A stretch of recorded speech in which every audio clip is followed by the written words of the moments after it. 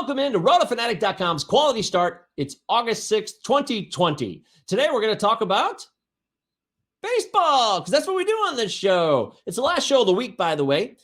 I got my O's gear on here. I'm heading to Maryland tomorrow. I'm not a fan. I just love the Oriole. I love this little guy. Look how cool he is. It's a great logo. So simple, but fun. I'm heading to Maryland, Ocean City, Maryland, to be exact, for the weekend. Hopefully, I don't get COVID, and I can come back and do the show for you on Monday. I'm looking forward to it. So there will not be a show Friday, but don't worry. I'll be here for you. We're going to do today's show. We're going to talk about Kyle Freeland, and we're going to talk about Tyler Chatwood. We got some fun starts to look forward to. We'll also discuss the roster changes that are happening in baseball.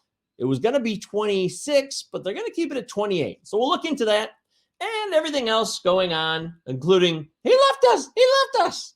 Somebody's always leaving somebody on base. Quality Start for Thursday, August 6, 2020 starts now.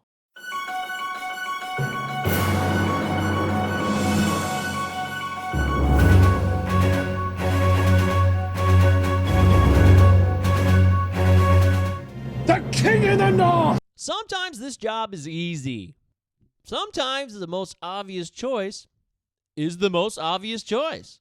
So tonight's King of the North is one Trout to rule them all. There he is. Look at this one. Deep left center field. Kyle Lewis is gonna... Oh, did he get it?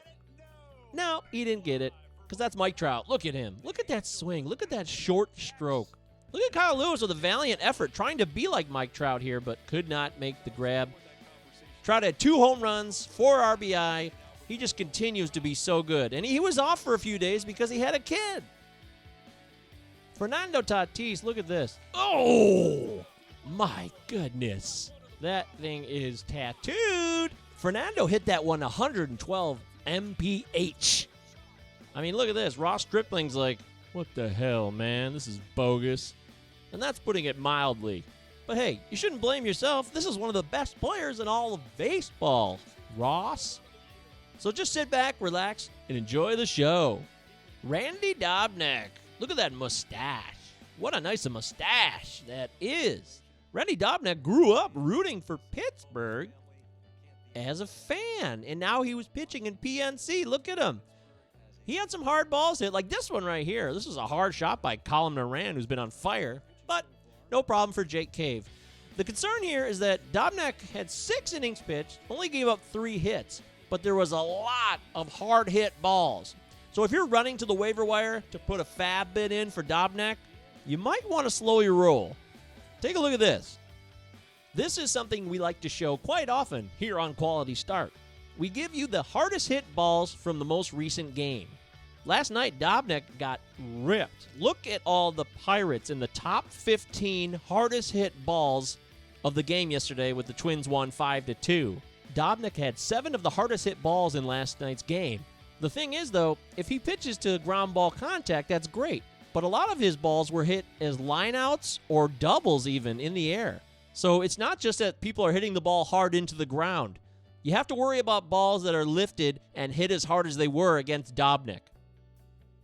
He left us. He left us. But that's not what I'm gonna do. Here's your daily list of players who left their teammates high and dry. Brousseau of the Rays led the way with 6. Roman Quinn doesn't play regularly, but there was a doubleheader. He left 5. And then a guy who's still on the list, again, is Lindor. Francisco Lindor left 3 more on base after he left 5 yesterday. Here are your probables for Thursday. We got Luis Castillo against Carlos Carrasco in the battle for Ohio. Always a lot of fun. 2 other starters for Thursday, Tyler Chatwood and Kyle Freeland. Have a lot of people wondering if this is a real deal or not. Kyle Freeland, Rockies pitcher. He's off to a 2-0 start, but, that's not as important. He has given up 4 walks and 6 hits in 12 innings pitched. But the good news is he's made changes that might be sustainable. Yes. The 4-seamer, 41% of the time he used it last year. Early on, he's dropped it down to 24%. That's good, right? And then the changeup has gone from 12% to 28% usage. That's great news. And the curveball, 6% to 17%. That's money. Money, baby. And he's also added about 9 inches of a vertical drop to that curve. That's going to make it nastier. So Kyla Freeland looking promising. Tyler Chatwood is good now. That's what everyone's saying. But what if I told you he already was good? Last season, he was part of an elite group of pitchers like Charlie Morton, Frankie Montas, Brandon Woodruff. These are above average pitchers, okay? He's part of a group that allowed 3% or less barrels against their opponents. So what that means is that of all the plate appearances, per plate appearances, the opponents were only able to get a barrel on his stuff 3% of the time or less. This is very elite company. That means the stuff is so good, or the deception is so great that the opponents per plate appearance cannot get quality contact. And that means less home runs, less hard hit balls, right? Because that sweet spot's, that's where the barrel is, and that's where you want to get it to. So this is good news. Tyler Chatwood is above average, and he always was.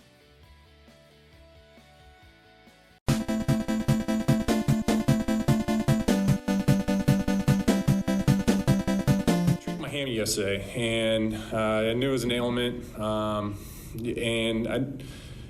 you actually had to go back a little bit further on this. Before the Blue Jays started, I did the same thing, tweaked my hammy before that start. It wasn't anything major, minor, and it was one of those things where I was able to go into the Blue Jays start with a little tweaked hammy, and it didn't get any worse. So I was able to do that. And was able to go through this turn and be able to lift, run, do everything the same, and the same thing happened yesterday.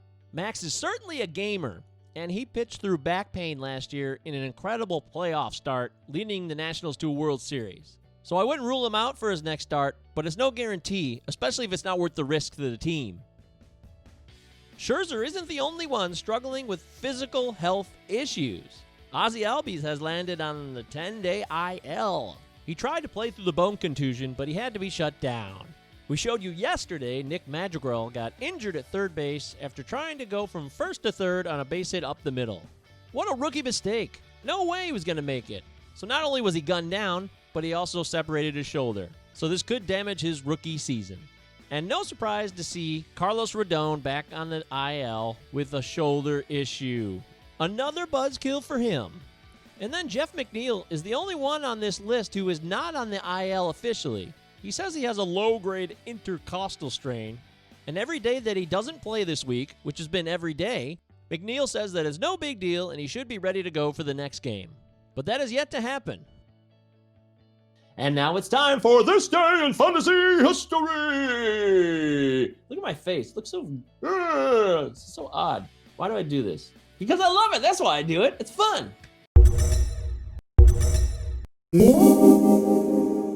This Day in Fantasy History is about players who contributed once upon a time, and we should thank them for that. And that's why this segment exists.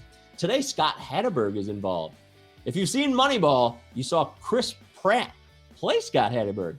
What'd you think of his performance? Yeah, I thought it was all right. It wasn't bad. I thought he was able to capture the true essence of Scott Hatteberg. And that's quality acting, folks.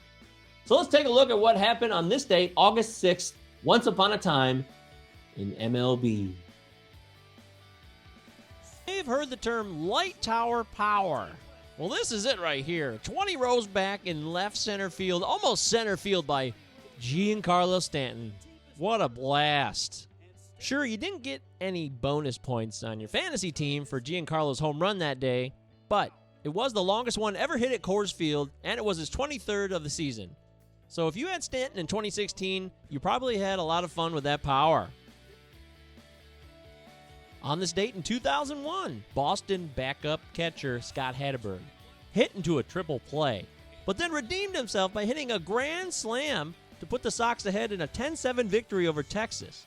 A grand slam is great in any type of format, but in points leagues or OBP leagues, Hatteberg was a consistent winner with his high on-base percentage.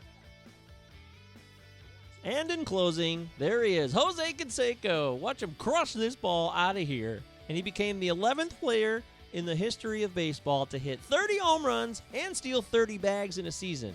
That was a banner year for Canseco, who would go on to do 40-40 in September. And if you had him on your fantasy team in 1988, then you probably had an excellent season.